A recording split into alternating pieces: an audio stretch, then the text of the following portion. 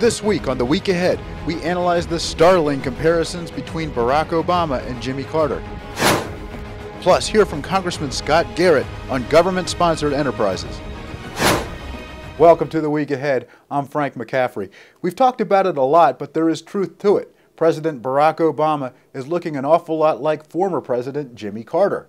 Recent numbers show that unemployment is at 9%, and over 9% in battleground states such as Nevada, Florida, Colorado, and North Carolina. And there are other staggering statistics on our financial situation. ALG President Bill Wilson joins us with more on those stats and what they mean for us. Bill?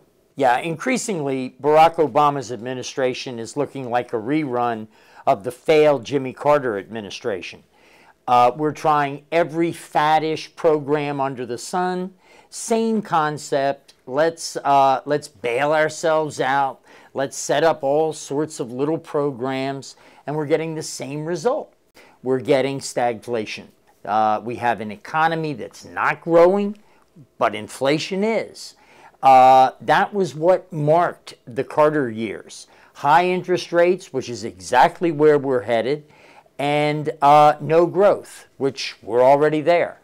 So for all of the effort to try and change the appearance of it, Obama's administration really is coming across as simply a rerun of the Carter years with the same weak, vacillating foreign policy, the domestic policy that focuses on redistribution and heavy government involvement, and we're getting the same result.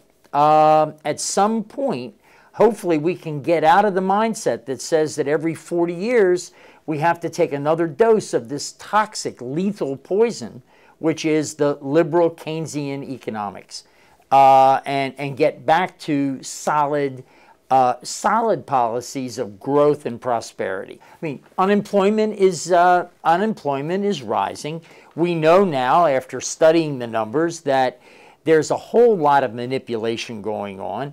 But even with all the manipulation, they couldn't hide the fact that unemployment was growing back up to 9%. What they call U6, which is a really broad and comprehensive view of unemployment, ticked up, and it's now almost 16%. And this is because the economy isn't growing, and it's not growing because the government is pushing people out, killing it with mountains of regulations, and threats of increased taxation. Thank you very much, Bill. They're called government-sponsored enterprises, or GSEs, organizations such as Fannie Mae and Freddie Mac, which hold responsibility for the worst financial collapse of our time. Congressman Scott Garrett spoke with Americans for Limited Government about what he thinks we should do with GSEs.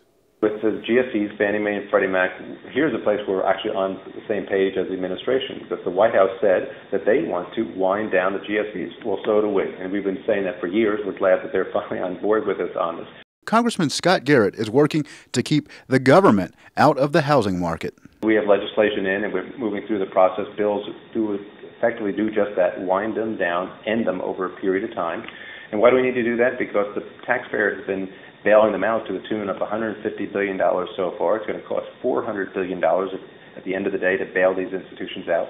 We don't want to be sitting here 5 years, 10 years, 20 years from now with another failed form of a GSE where the taxpayer has to be on the hook for and bail them out again. As far as the housing market goes, notice the way the chart is going.